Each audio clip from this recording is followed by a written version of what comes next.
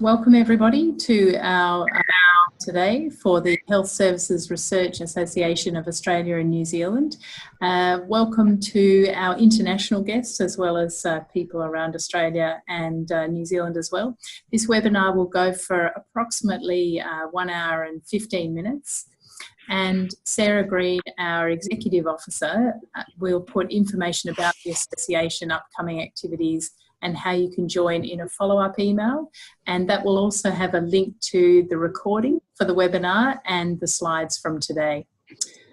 We'll have time for questions and answers, and using Zoom, the way you put in your question is to use the Q&A button. You just click the Q&A button and you can type your questions there, and I'll facilitate those questions through to our presenter. Okay, so I'd like to introduce our presenter, who has got up quite early this morning. He's based in Germany, and his name is Ben White, and his company is called Survey Engine. So Ben's going to talk to us today about a practical creation and management of discrete choice experiments. And just a little bit of background. Ben is originally from Australia. He training in physics and maths at the University of Adelaide, and then moved to Hong Kong in 1992, and has worked in industry including Fujitsu, Cathay Pacific and British Airways, and he's collaborated with some of the leaders in choice modelling, Professor Jordan Louviere and others. And he holds patents for choice modelling systems and methods in Australia, the United States and the EU. Ben can also tell you a little bit about the research account that he's going to make available for participants today. So thanks very much, Ben. Okay, welcome everybody. This is a little odd, not being able to speak one way, but Rachel's going to act as my eyes and ears that side of the world. So what I'm going to do today is we're going to go through the practical applications and how you actually make DCEs work rather than a kind of methodological view. So, and occasionally I'm going to be stopping and trying to ask Alice, how do I change to the presentation? Is that one there? Okay, good. Okay, so firstly, I'd just like to, a few thanks. First of all, Rachel, thank you very much from our conversation in Sydney earlier for suggesting this and facilitating that. Sarah Green for setting everything up and getting all the tech working. I'd also like to thank Rosalie Viney, Madeline King and Henry Cutler, who have provided I suppose an under the hood look at some of their published DCE studies that we worked through with them. So I'd like to thank them very much. And someone else who's not on the list is Professor Deborah Street, who I have collaborated with for almost 20 years now. Who I don't know if she's there. If you are there, Debbie, hello. So today's workshop, what we're going to do is I'm going to gloss over patient preference methods. I understand that some people will be familiar with DCEs and some not, but I'm going to build a bridge between patient preference methods and DCEs and why DCEs are really great. Give you some examples of real DCEs and health evaluation, and then we'll jump straight into actually building DCEs and data collection and analysis, the ways that we tend to do things, and pitfalls and tips and tricks, and then at the end, give you some direction of how you guys can start running your own DCEs. I'd just like to frame this, I suppose. We do a lot of DCEs, a lot in health, but also resource economics and some other fields.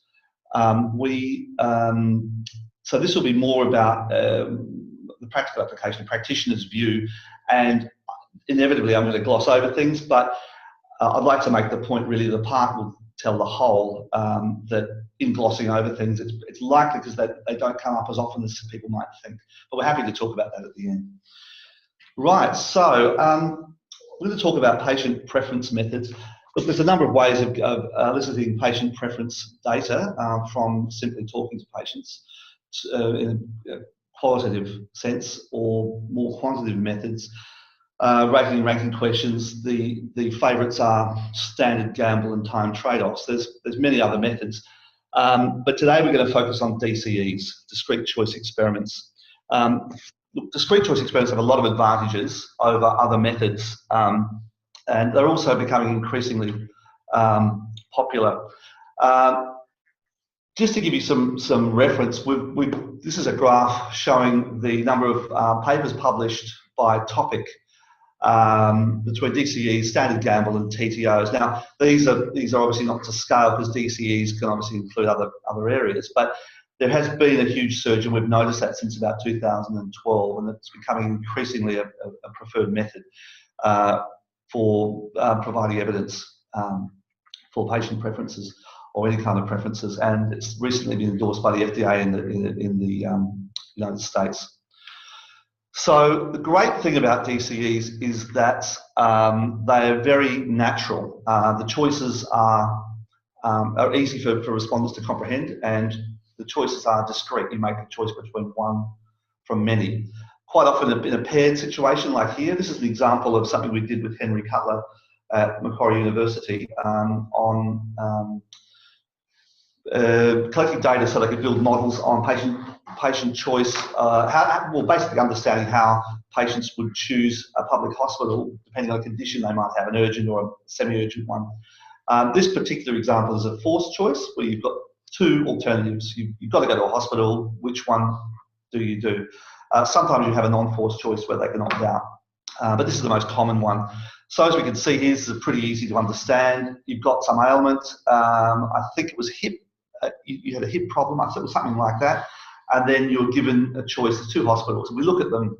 Hospital A, I could get there in 2 weeks. It's pretty close. There's a little bit of a higher adverse events, but it's got a good rating from GPs. And the other one's a bit further away and would take longer. If that was me, pretty easy for me to decide. I'd probably choose Hospital A, probably because I'm a little bit more impatient.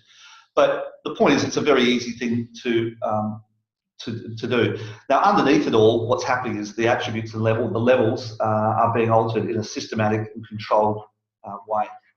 I can actually show you what the results from this look like. So this is actually the real results. We can have a look here, forced choice and unforced choice. Ignore the unforced choice. The paired comparison is what we looked at. And what we can see is there's a decreasing utility as you increase the distance of the hospitals away. And the same goes for waiting time.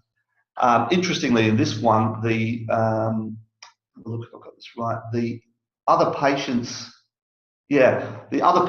estimation was more important than the GP's opinion.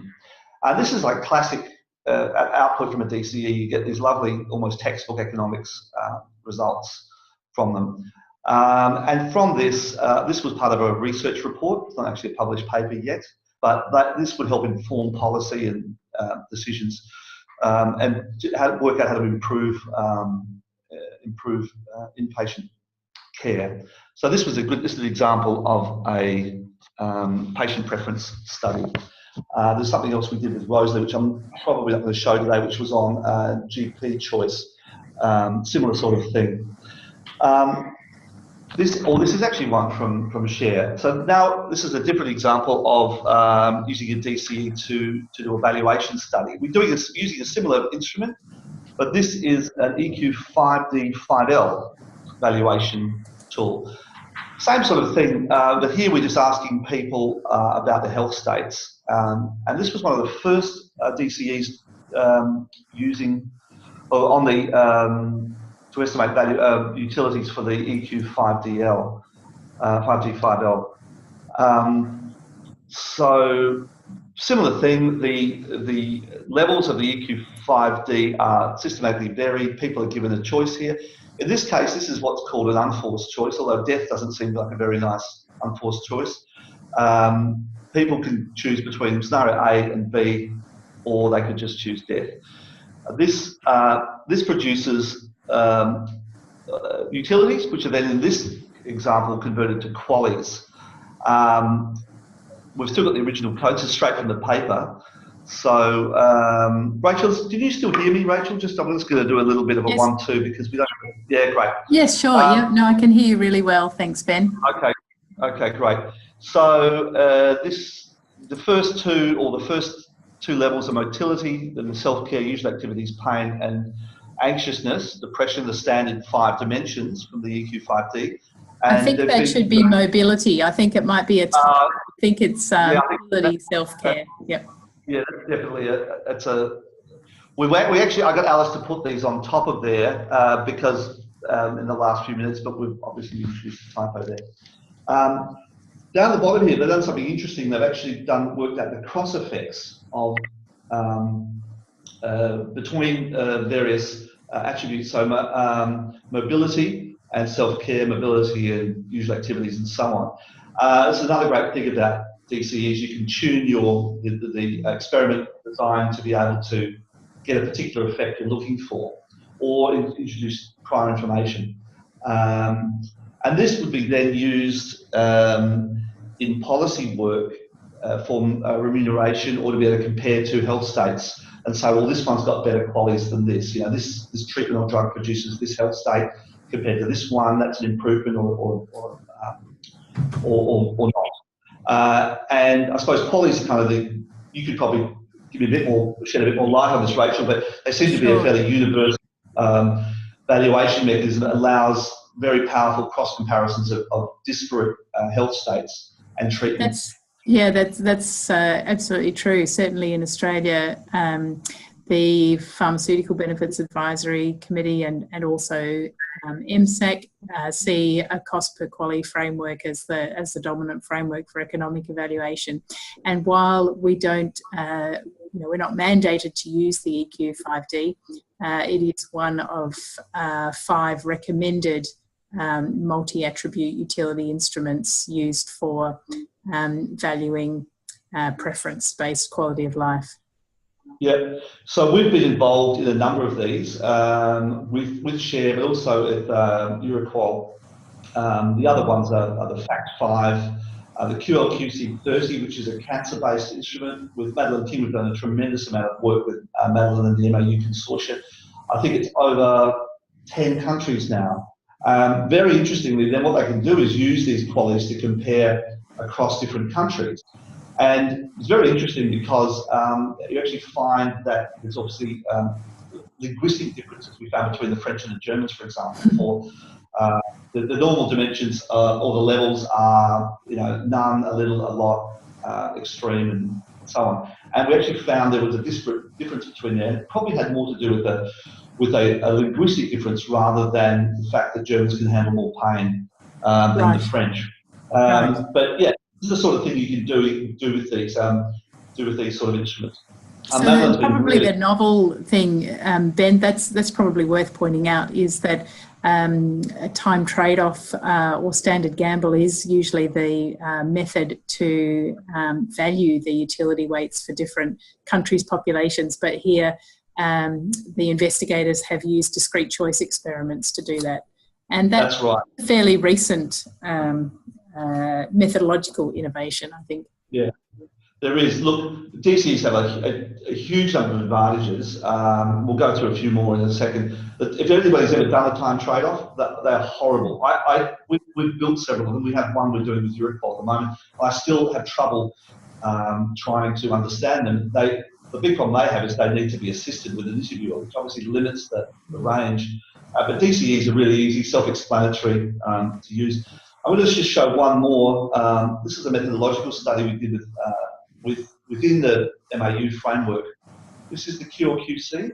Yeah, so look, this is the third main area that DCEs are used in health, is actually to investigate the instrument themselves. So there have been studies done comparing the TTO results with DCEs, other methods with DCEs. And this example here, what Madeline was interested in, there were 2 things in this one that was quite interesting. One was to see what the effect of highlighting the differences between the 2 were, because there's more dimensions here. And the other one, that Madeline did, was to look at the randomisation of the attributes. What was really interesting about this, it was really to head off a perceived criticism or critique of it. So we did 3 sorts of randomisations or fixed. Randomise every time someone gets the scenario, and also fixed randomisation by person, by session. So what they found was it didn't matter. but at least the data's there to support that, which is great, which is actually great news for us.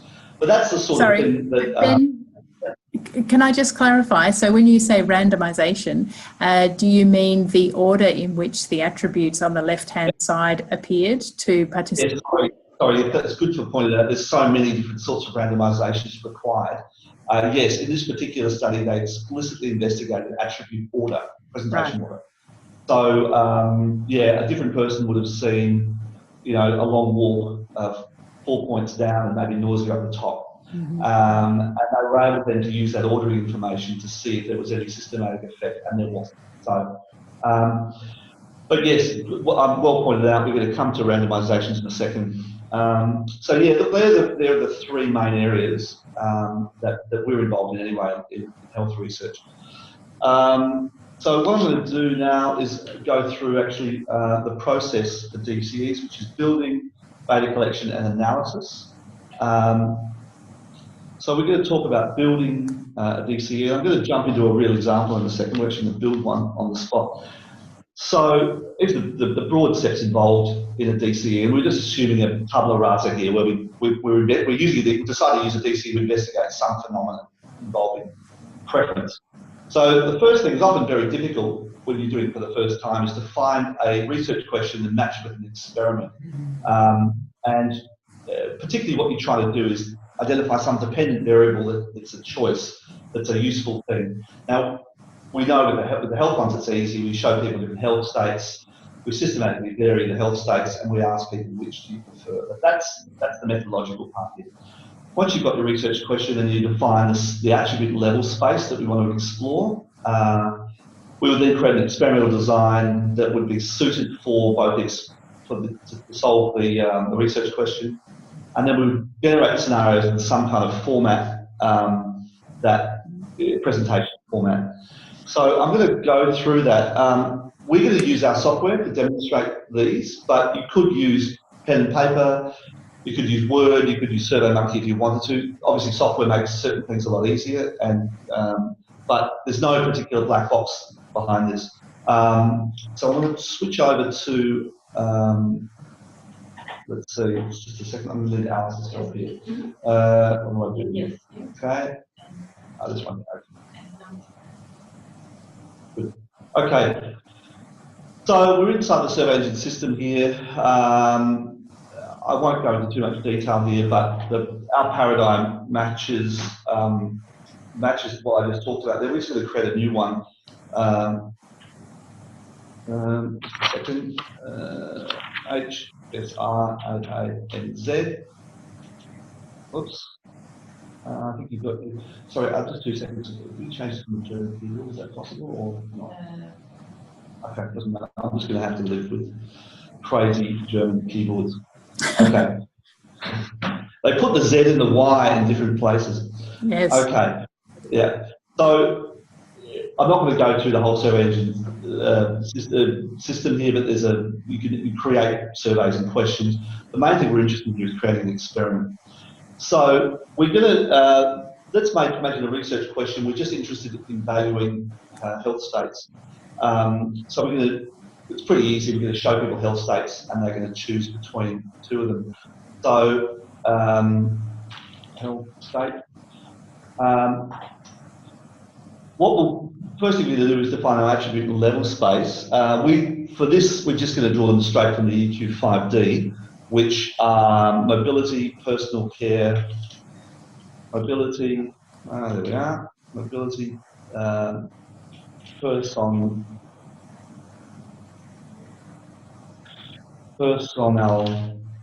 care. I'll just do a couple of them. And what was another one I said? Mobility, let's say pain. And then we've got our levels, which we'll just do a cut down EQ53L, so 3 levels. So none, some, a lot. And then we delete that from there. I'm going to jump to one I've prepared earlier. As I said, I've always wanted to say that. So here's a EQ5D 3L, where we've defined the experiment space here. So self-care, mobility, pain, anxiety, usual activities, and the big one is how long you're going to live.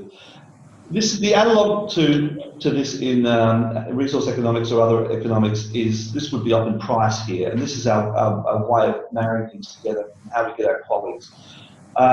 So we've described our attribute level space there. In this case, the alternatives are the same, but we could add alternative specifics sets. This Maybe, is a comparison here. Ben, possibly just as a design property, if you wanted to talk about alternatives, just to define alternative specific attributes. Okay, so the easiest example is car, truck, bus, or no, easier one is transport is the easiest way. So we look at how people choose to get to work. We would realise that some people walk, some take a bus, and some drive. Now they may share similar attributes like time, but some will have attributes that are specific to the alternative. So, for example, a bus has a bus fare. You don't have a bus fare for a car or for walking. Weather may not be a relevant attribute for the bus or the car, but it may be for walking. Amount of traffic probably doesn't matter for buses and so on. So when you've got sets of alternatives that have different properties, that's the alternative specific. This is what's known as a generic. We would estimate a generic here. That's where we're looking at, we're comparing apples to apples, I suppose. There's certain reasons you would use paired comparisons. They always produce models. You don't have the problem of defection, people saying no, no, no, no, no, I don't want this, or always choosing bus. So that's one of the reasons. So we've defined our attribute level space. One can imagine this as a multi-dimensional space of 5, 6 dimensions. That's every point in there has got some sort of meaning. I won't go into things like holdouts and whatever. A well-designed experiment shouldn't have to have special exceptions, prohibitions. Now you've got me intrigued. If there's time, can you talk about holdouts? I don't know what holdouts are. Perhaps at the end. A good example would be if some combination of attributes don't make any sense to a respondent. Yeah. What sometimes they do in design in engine is they may say, look, prohibit this one. That it's a bit of a band-aid solution in my opinion and experience. It usually means you haven't thought about your attributes well enough. Attributes should really be logically independent. Right. But they may be conditional, you're saying. They may be conditional on other. Yeah, nesting's okay, but if you've got some strange, this will never happen with that. When that happens, I would rethink the experiment, to be honest, because you're going to have problems all the way down the track. Certain effects won't be estimable and so on. Mm-hmm. But fortunately, in this example, the EQ5D is, So, I mean, it's conceivable in this that, for example, that mobility and self-care, it would, if you had no problems with mobility, but you suddenly had extreme problems with self-care, you might argue that should be a prohibition. But the EQ5D has a lot of historical reasons that it is this way. It has to do with the vast amount of data that uses these levels, mm-hmm. more than a well-designed experiment. But that's a whole other thing. I might just go on to the, maybe we write that down, we can talk about that later, but probably for people who don't know about experiments, that might be a little bit deep too early. So we define our attribute level space. The next thing we want is an experimental design, which controls how they are presented to people. Now, that experiment there would have, if we were to do every combination, would be an enormous experiment, even with the 3 levels. It would be 3 by 3, or 3 to the 7th by 5. So the reason we use experimental designs is they cut down the number of treatments we need to show in order to build a model. In the system, we have an automatic, we produce experimental designs that are just the Street and Burgess designs, and they're good for main effects. And that's a pretty good workhorse design. Usually researchers generate their own designs because they want certain properties, but this would work, for example, in this experiment. What we've got here is a bunch of numbers that relate to what levels to show each scenario. And if I display them as labels, you'll see very easily that treatment one would show one scenario with perfect health versus one scenario with some problems, and so on. And there's certain mathematical properties that mean you can identify independent contributions here. As your experimental design, as I say, there's plenty of places to get them from online. You may build them yourself, reuse one, use Engine or some tool like that to generate your design. Or get Debbie and Leonie's book on the subject. So we've got a spec, we've got a design that tells us how to lay that out. Now, at this point, if we were doing this in Word, we would simply take these and create every scenario in a Word document. We put certain controls on the pages, and we would then distribute that in some randomized fashion. What we do in the system, it looks like this. We'll actually just insert those scenarios that we've just created straight in here. I'll just put them on. I've already put them in here, okay. We just simply put them in as an experiment treatment. It's got a random design row, although we could choose the row we want to put that in. I'm just going to show you what that actually looks like.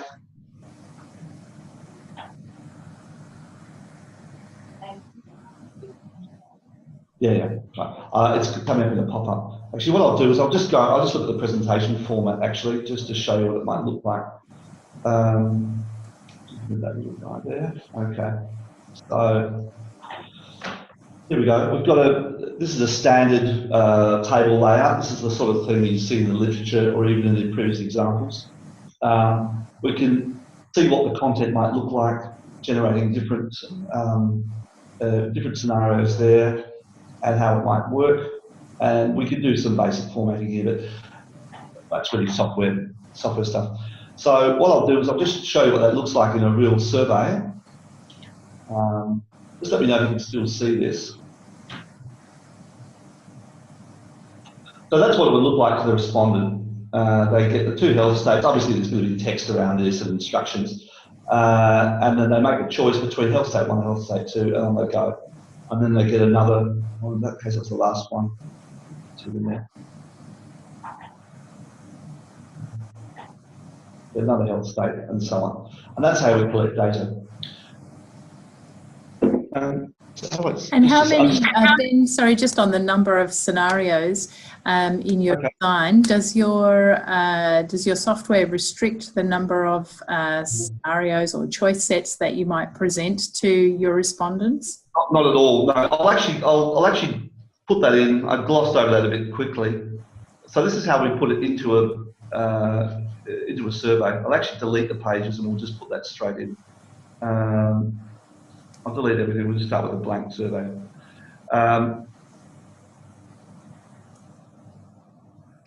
So we'll just add a new page. I'll just delete that one. I mean, often in health, if we're surveying patients, we may restrict the number to, possibly 10 or 12 or 16 or maybe 20 choice surveys. I mean, also for clinicians, being time poor or just not wanting to bombard people with too many choice tasks. Yeah, look, it's a bit of a trade-off between information that you want and how much data you need for your models. So I'll just put them in there and just show you how we do that, and then I'll answer some questions on that actually. So typically on the survey we'd have some sort of ethics, agreement to participate. Do you agree to participate, and then that yes or no. Oh God, that really is, it's amazing how often you use Y's on the keyboard. Then we just simply add let's say we'll add the 8 scenarios in here. Because we've defined them in the experiment, we can just put them in as data collection items here. 1, 2, another one there, 3, 4 here. What often we used to do with Jordan anyway, and I still like the way of doing this, is we often put what we used to call a giddy up. So after the first one, we often say, well done, done. Now you'll see see some more, pay attention, etc. They change, and we have a little interstitial there. Usually up the first one and usually in the middle. Oh God, I really wish we'd change that keyboard. It even sounds German. And so we've just created one scenario. We've broken it up with an interstitial, 1, 2, 3, and then we can just keep adding them. Now, what I might do is actually it's a good point. I might just show you another way of doing this. So one of the really good methods that can be used to get more data per person is a kind of a ranking task. So here's something I prepared with an example of the QLQC 30, where we actually get, instead of just asking which do they prefer, we ask them the best, the second best, the third best. So what I'll do is I'll just create another one. So we've got health states D. Okay, so this is a cut down version of QLQC 30 where we've got depression, mobility, tired, and how long you will live for. I've just cut this down. So what we're going to do here is we're going to make this a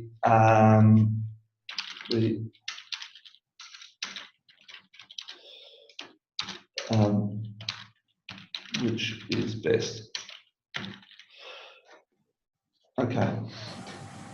So this is still a pair comparison, but we've got 4 examples there. So I'll just show you what this looks like as a table layout.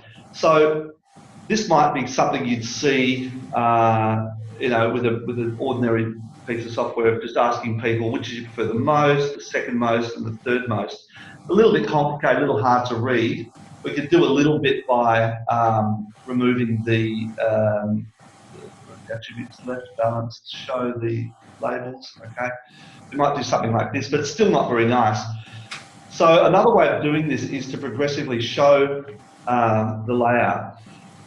So instead we say we've got 4 health states here, which do you like the best? You say, well, I invest a bit of time reading them all, and then I say, well, actually, long walk, great, and then I go, like that one, the second, the third and fourth.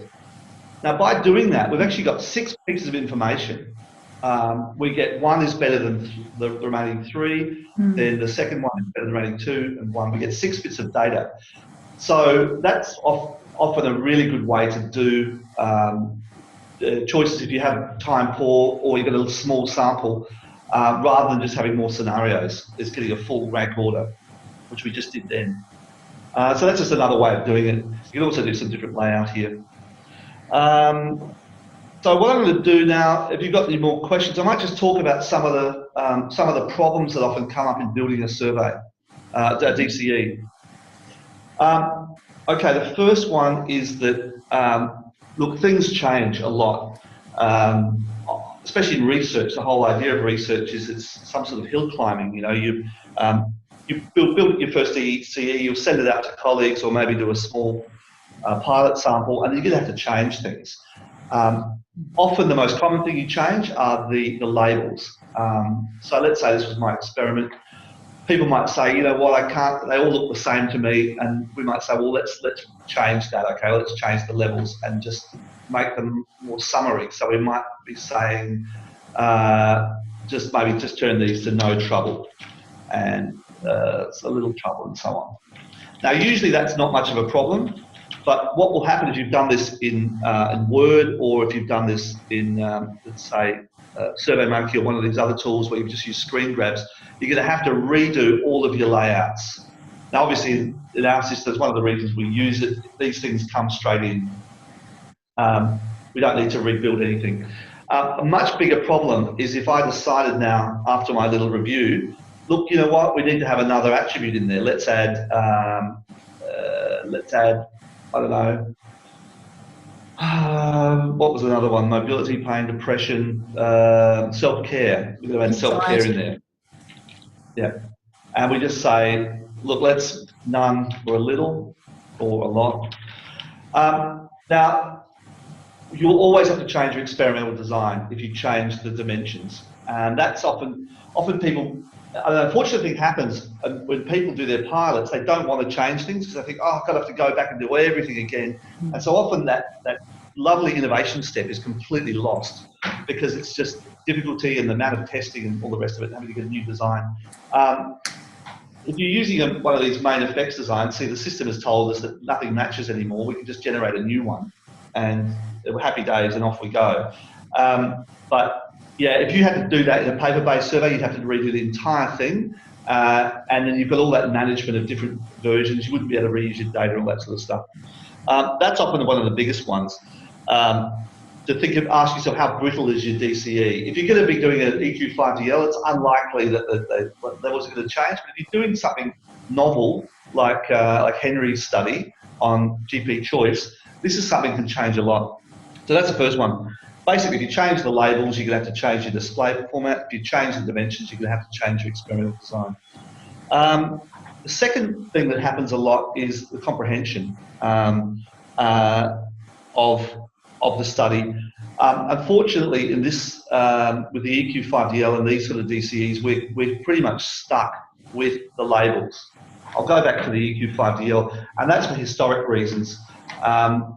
So something that we've observed a lot is that the more specific you can be with your levels, the more concrete you can be, the better the models are, because you don't have that distribution of interpretation.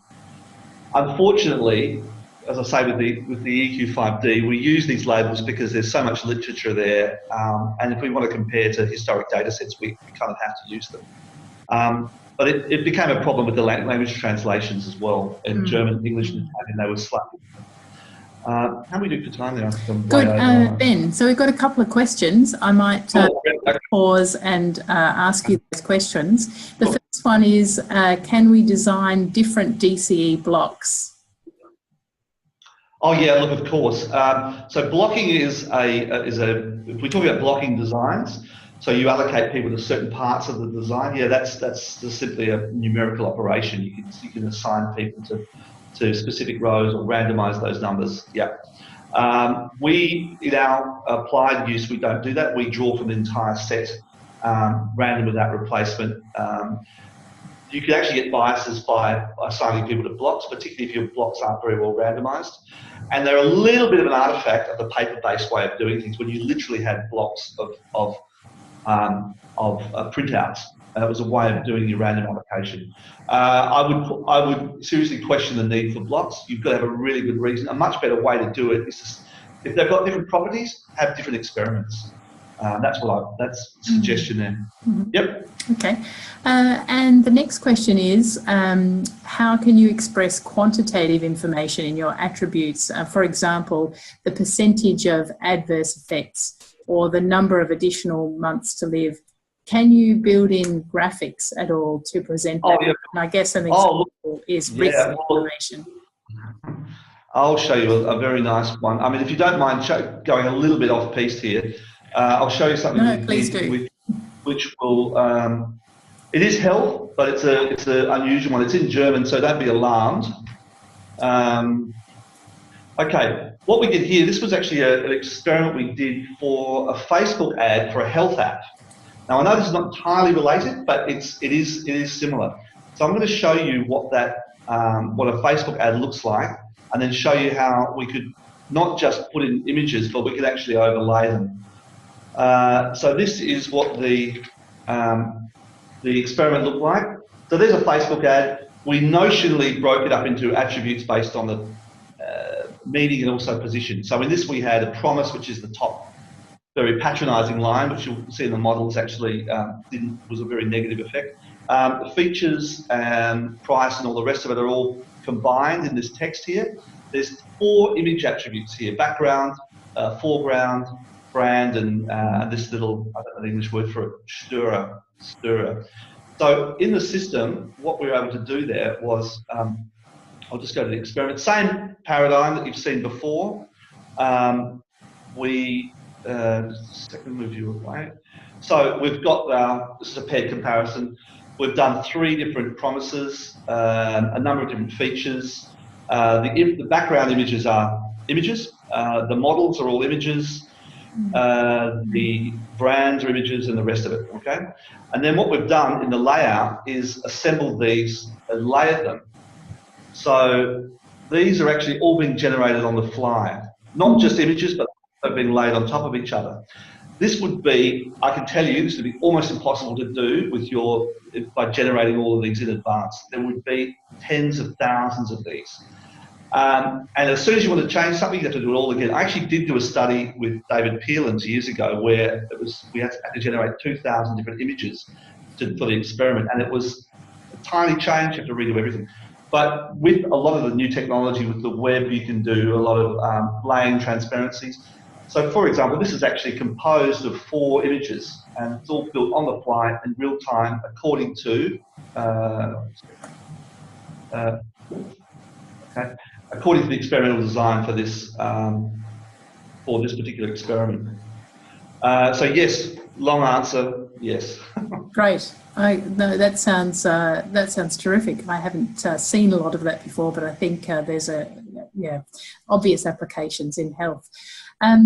Question, just going back to when you were talking about block randomisation, and you suggested that doing separate DCEs was a preferable option.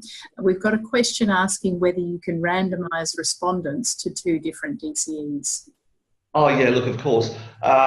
So one of the tools we use a lot in the system, I actually go into building a survey just to show you the deck randomisation. So, so this is the system for building questions, putting your questions in and all the rest of it. But something that we use a lot here is something called a deck. And a deck is a random without replacements data item that we could use. If we had 2 arms, we would just make a deck of 2. We'd maybe call that arm, and then we would just do something simple like have a branch value here with a condition on here, which was basically branch if arm is equal to 1. Oops. Oh, Alice, help me out here. Where's the equal sign? You do 2 equals. Yep, equals 1. Okay. So this is how we would do it, and this we would branch to page, let's say page 3, and this would be arm 1, arm 2 on the first one. Text, this is arm 2, and this would, the next page would be arm 1. Mm-hmm. And that's how we would logically do that. And then we put all our questions or experiments on the relevant pages. But just a quick point on this. This is an extremely useful primitive called a deck. So what a deck does, and this is, you absolutely need this for choice experiments. The experiment system uses these automatically, but a deck is like a deck of cards. So if I get 52 people in the room and I deal out the cards, everybody gets exactly one of the cards. And then I bring them all in, I shuffle them and I give them out to everyone, okay? So that means after 10 shuffles, the ace of hearts has been shown exactly 10 times and the ace of spades 10 times. Beautiful data, right? Great. Problem is that people sometimes bugger off. They leave the table, they don't finish the survey, and you need to collect those allocations which are wasted and reallocate to people to ensure you're balancing. The system will do that, or our system will do that automatically, but it's something, whether you're using this or SurveyMonkey or paper-based, you absolutely have to do this. So can I just give you a quick example on why this is so critical? Look, for simple things like just doing between 2 or 3 arms, no problem, but experiments often will have, let's say you're blocking, you could easily have 8 blocks or 10 blocks, or some studies could have, 100 different blocks, 100 different allocations. I've actually done the numbers here. I'm going to give you a quick example on this one because this is a real disaster. I'm jumping ahead a little bit. So let's say we had a random allocation of 100 things we wanted to, they could be experiment treatments, right? And we did it over 2,000 response sets, whether it's 2,000 people or 200 people do 10, doesn't matter, right? So a naive randomization would say, well, we get 20 per person, no problem. But because of the distribution, you're almost guaranteed that one of those is going to be less than 10 or even less than 5.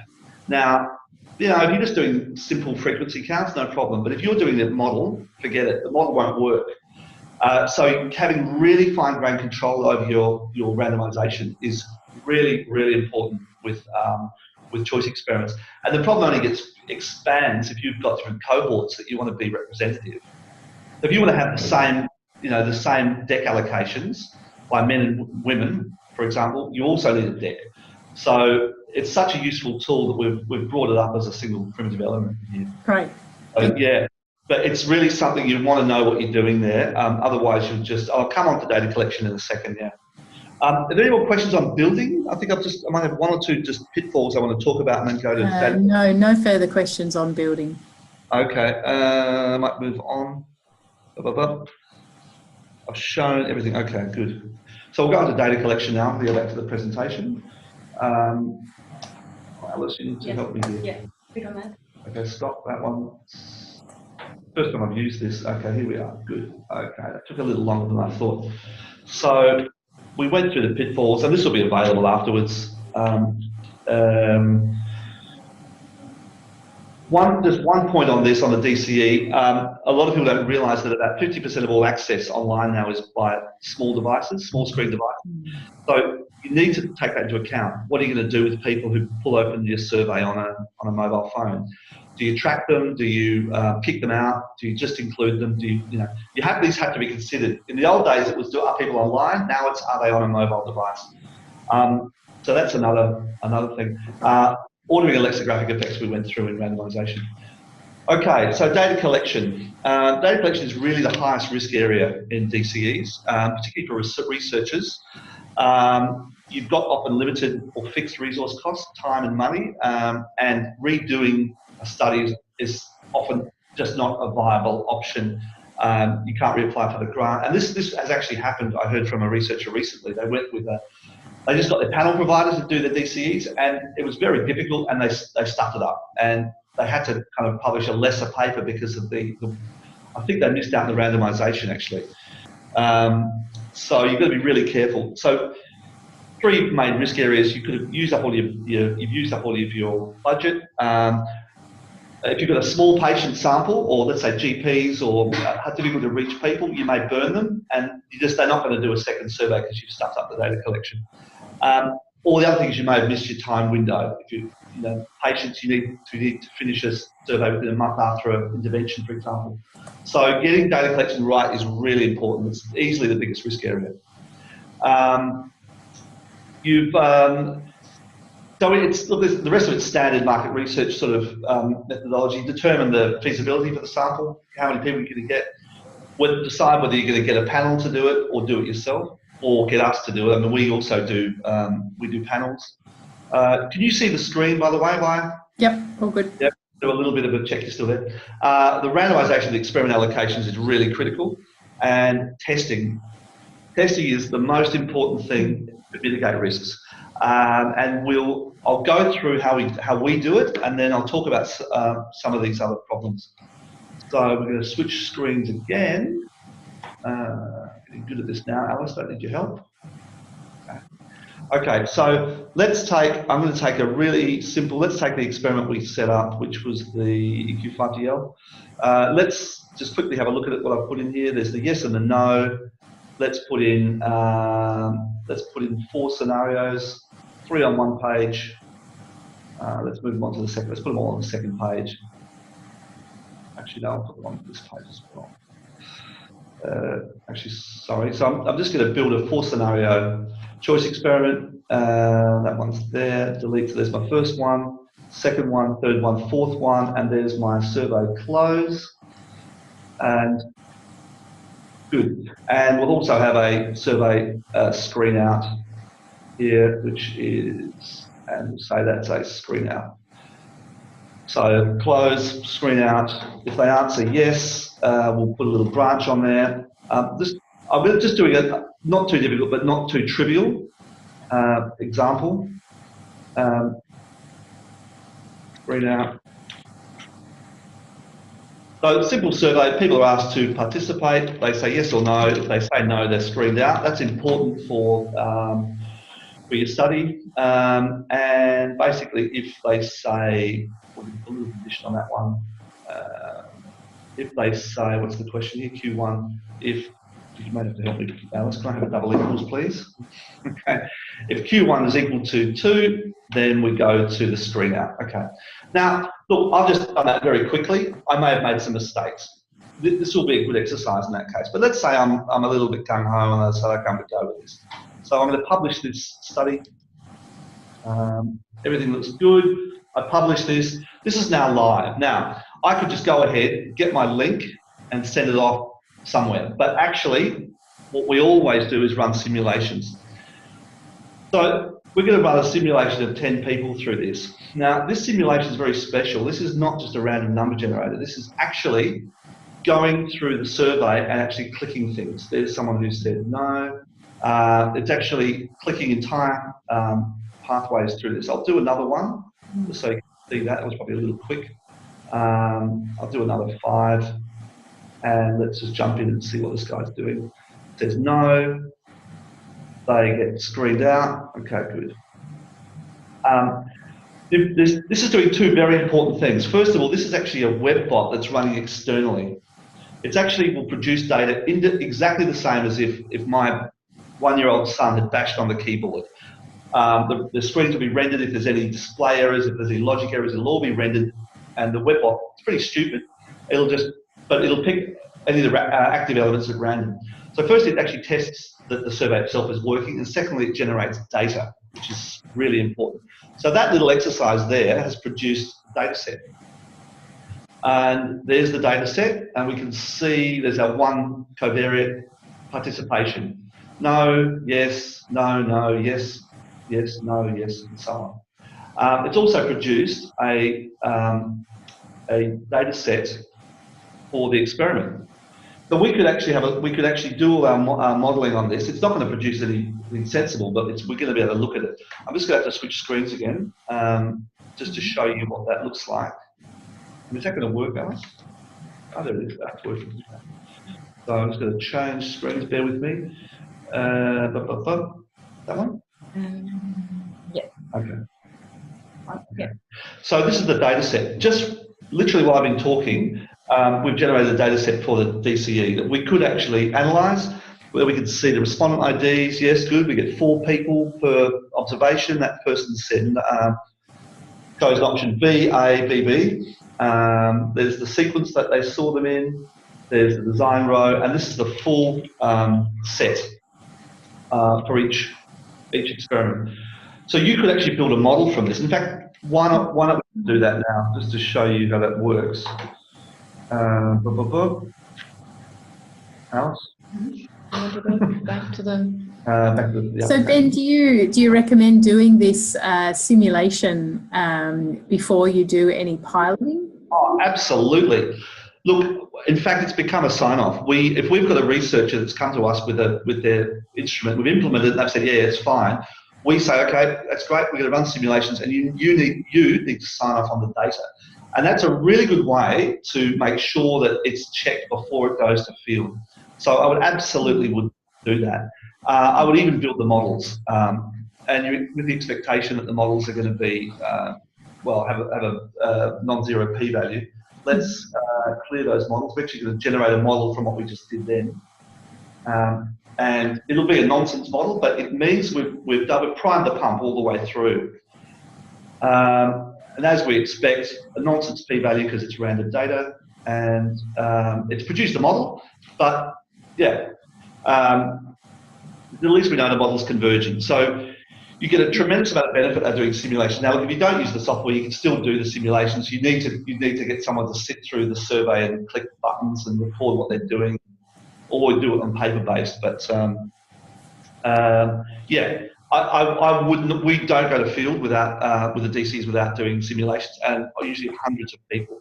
And it's not just the DCEs. If you've got some crazy arm allocation, or you've got Patsy Kennedy, I hope she's not there. Well, I hope she is there. Had one of the most complicated studies on GP choice that we've ever done, and it had a cascade of about 4 or 5 levels of nesting of different arms.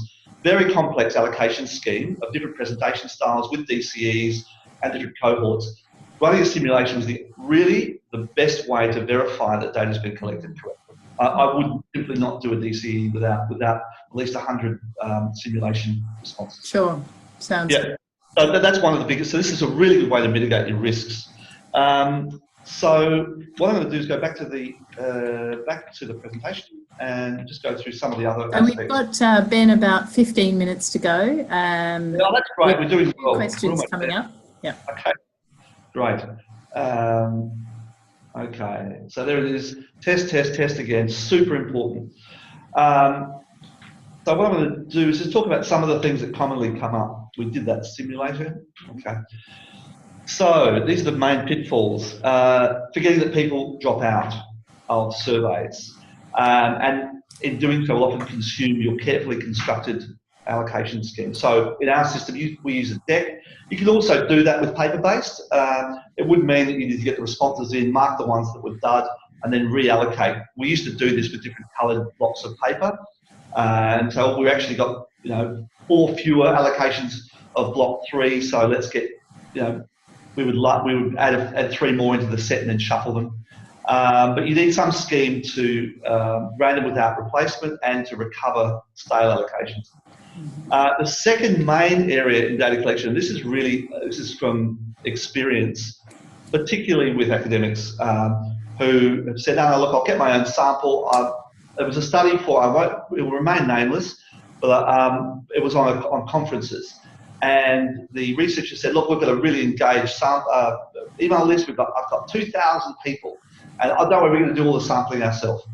So they did it. And they got less than 1% response rate. That's quite typical with an email campaign. So people who have their own sample will often vastly overestimate how likely people will complete the survey.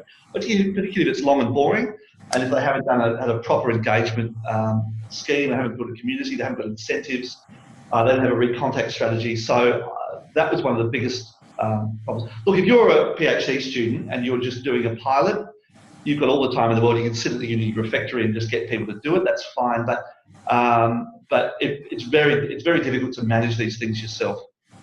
The second thing is you want to have a plan for professional respondents. Now, usually panel providers are pretty good in managing this, but you want to have a plan to detect if someone's gone through 20 times to get that free prize draw or whatever you're offering. There are some techniques for doing this: anonymized IP addresses, cookies, this sort of thing, fingerprinting. The other part of that, it's not really about honesty, but it has to do with panels. I wouldn't rely on panels to get you a representative sample. They'll do their best, but they'll often be skewed towards younger female population. So you'll normally get a skew. You want to control that yourself by non-interlocking quotas. Sorry, interlocking quotas. So every possible combination, and you've got your quota from, let's say, the census.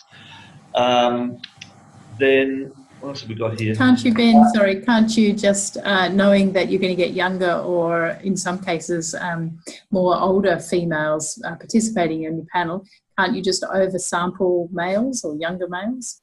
Yeah, that's fine, but you get to pay the price for that. That's the problem. If you've got a panel, there'll be some cost. And what you can find is you're paying a huge amount just to get those last 3 women over 6, for example. You're throwing money at, let's say you had a 9-to-1 ratio. For every $9 you spend, for every $10 you spend, 9's being wasted for the one that you sure. So I'm just saying that, look, it's easy to do. You just got to have quota controls. And the way that works is you have a quota. Once you've got your, let's say, young women, which is probably the most, you're going to get women under 30 is the first quota we filled up. Every new young woman who comes into the survey, they'll be politely redirected and saying, sorry, you're not eligible. And you won't pay for them, or you'll pay a diminished rate for them. That's just a way of doing it. And Ben, we've got a couple of questions just on panels now. Sure. Does Survey Engine offer panels? I think you mentioned that. We do. You could. We definitely do. We have actually a huge panel network globally. We provide them at market rates, but we charge a small surcharge for the usage. That's our business model. Mm-hmm. So we also specialise in hard-to-get patient sample. So, for example, at the moment we're doing a study in the States with people with Crohn's disease or ulcerative cystitis. They're another one for dry eye disease, another one for diabetes type 2, that sort of thing. So yeah, we have a very good network of health panels around the world in Australia, the US and Europe, and we also do face-to-face stuff as well. But so just following on from that follow-up question, where do you get your participants from? I guess you talked about some other panels, particularly participants with a special type of disease or chronic disease. How do you ensure that your participants are within the population of interest? Okay, it depends on the research objectives and, to be quite frank, the budget. So I can speak specifically about this is something that's happening for a US study. The FDA has mandated that it's provable that people present with certain conditions. So we have a fairly complex project where we actually need the GPs to be involved. They authorise participant have present with the particular disease. They've also got access to the medical records. The GP does the data entry for them, so the anonymity is managed. They sign off, or they provide or they have an audit trail to prove that the person has the particular disease. It's a fairly complex process, but yeah, that's what we do. What you're trying to balance there is the authentic data with privacy, and that's typically what works well is an arm's length relationship between the provider, which might be the panel or the GP, and the data collector, and it's actually a virtue to have them separated. Right. But what we do is we get an anonymised ID. It's feasible to audit if you needed to, but the information is not PII, person identifiable information. Yeah. I have one other large block on this I want to talk about, and this is the self-source bit. I'm just going to read them off the problems. It's often, researchers will often think, well, look, I'll do it myself because I'm going to save some money or something like that. Now, look, if it's a small patient sample or something you're connected with, or you're a patient group, fine. But if it's a general population, I just would simply say, don't do it yourself. It's just too many problems these days, and I'm just going to list them. All the privacy and compliance issues for a start. Are you on top of that, particularly in Europe with the GDPR in place? Not using privacy data properly, like not anonymising IP addresses, not using cookies properly, naive management of anonymous invitations, like just simply having a link out there is a terrible idea. Once again, you don't know how many people are repeatedly going through. Not putting proper quota controls, multiple responses on the same person, multiple panels. How do you managing that? The response rates, I said, if you're not an expert in engagement and incentivization, not planning for device types, having no kind of auditing process, and not having the controls for professional respondents. These are just some of the things you have to consider if you're doing it. We do them all the time, but I would simply try to get a unit price from the provider that just takes that off your hands and is accredited, because it's becoming too much work. So there's my spray on data collection. The last bit's very quick, and hopefully it'll be a bit more interesting. We've got about 5 minutes left, I think. Okay, analysis. So look, if you've done your simulations properly, if you've set it up, according to some sort of best practice, and you've got solid data collection, it's a pretty minimal risk at this point. Pretty simple that what you're trying to model should match what your research objectives were, what your experiment design was intended for, which in turn should match your research question.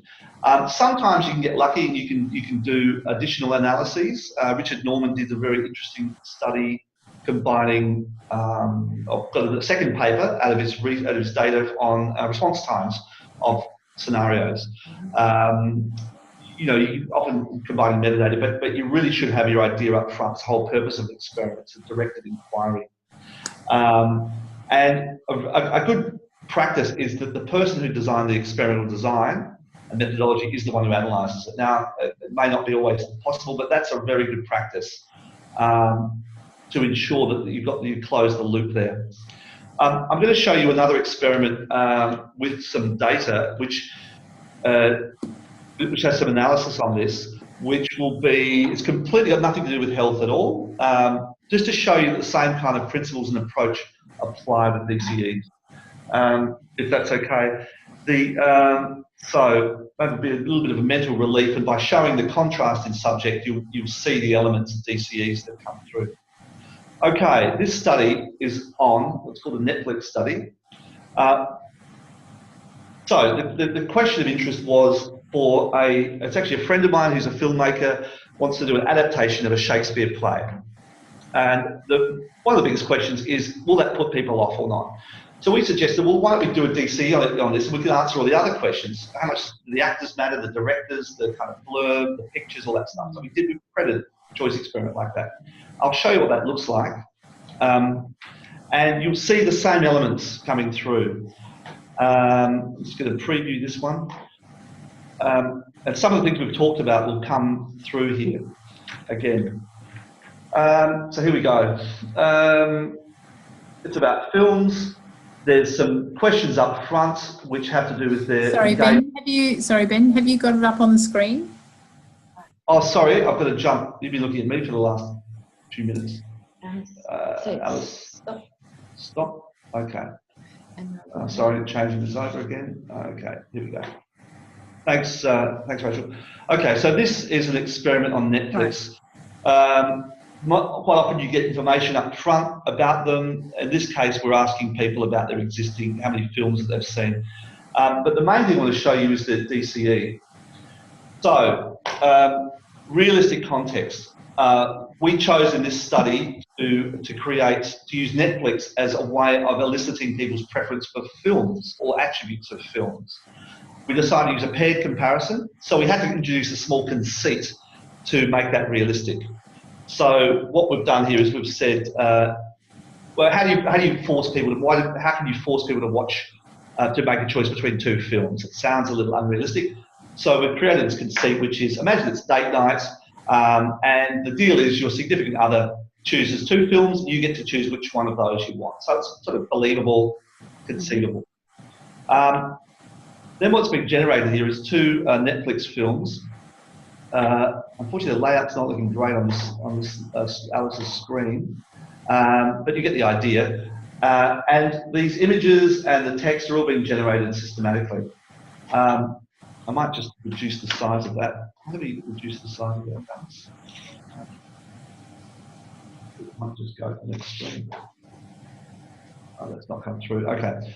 I'll show you the experiment there. So what we're looking at here is a paired comparison, same thing where we've got the title, images, text, and then in the layout what we've done is we've stitched that text together to make a screen blurb.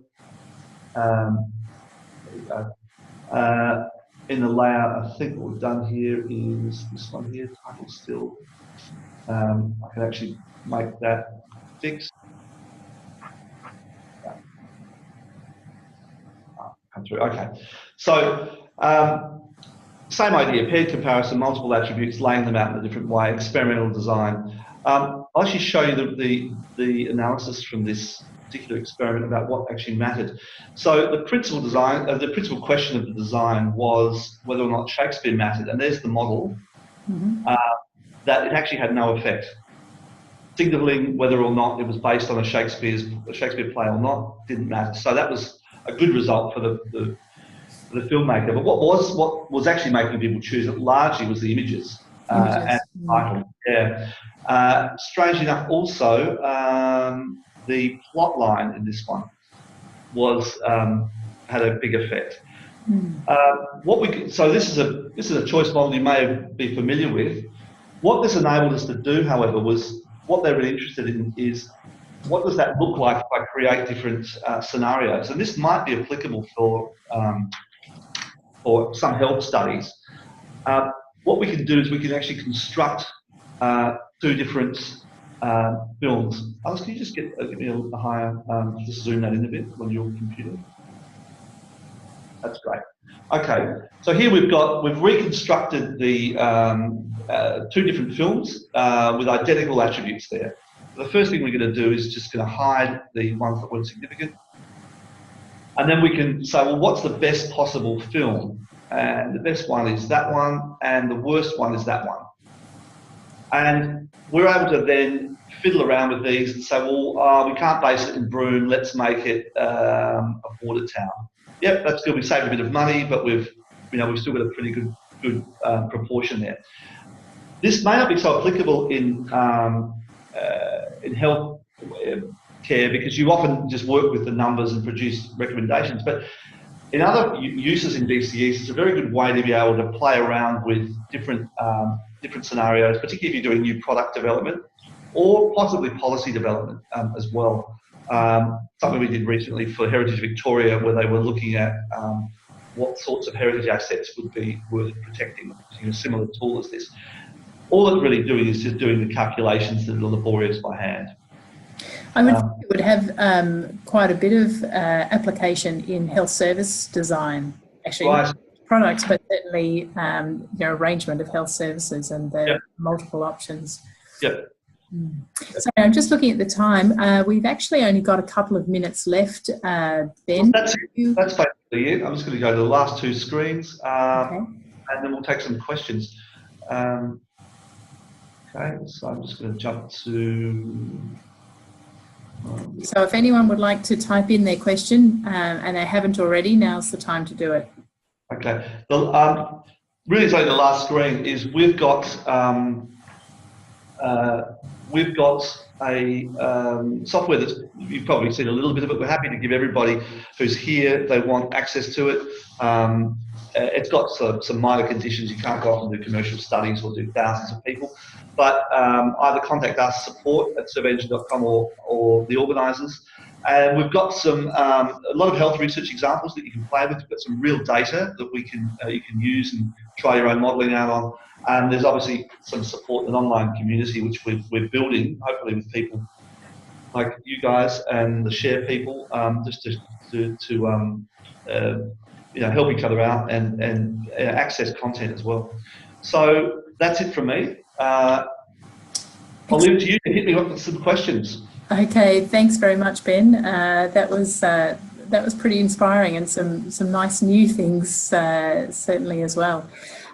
So one question, this was from earlier on in your presentation, and was about, I guess, using images in your presentation of attributes in your choice survey.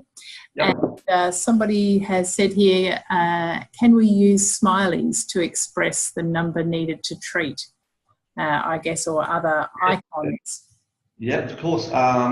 Yes, you can do that. So we actually did something like this with, I think this is Patsy Kenny's study. If you bear with me, I can show you how that was done. I'll just see if it's quick, otherwise not. I'll just have a quick look. I'm on the page here. Where are we?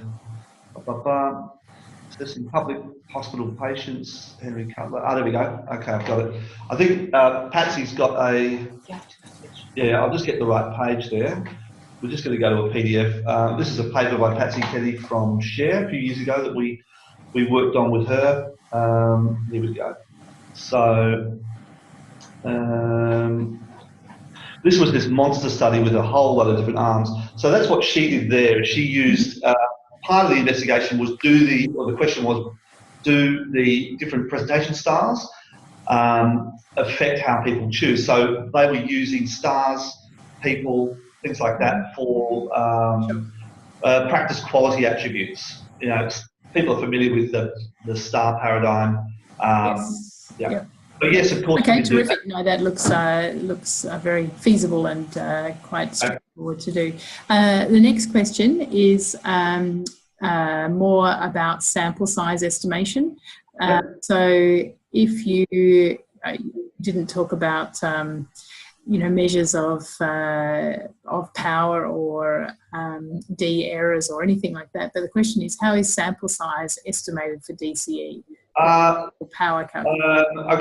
Okay. Very rough rule of thumb is a student sample per treatment, so 20 observations per treatment. Jordan used to go down to about 10. However, I would add the caveat that holds for if your design is for a paired comparison. If you've got something like a unforced choice, where you say, which of these two products do you like the most, and or none. What can happen if the mean of those products are just terrible? If they're awful products and people are going, no, no, no, no, no, it doesn't matter how many samples you get, you've got no data. So, well, let's just say you've got 5% of people actually engage in the trade-off, and 95% say no. Well, you're going to need 20 times more samples than what I just said. If you want to pick up an effect, Simon Pfeiffer and I were talking about this recently, and I raised this, but then he said, well, actually, that's a result as well, that 95% of people hate all your products. But it's not very useful for a researcher. So forced choice, we come back to why forced choice or paired comparisons are excellent. People may not like the choices, but you're guaranteed of getting a trade-off there. Yes. Often what a lot of researchers do is they have two bites of that. They have unforced choice, and then they say if you had to choose of the two there, which would you choose, or some combination of that. So they get a kind of a second bite. Sure.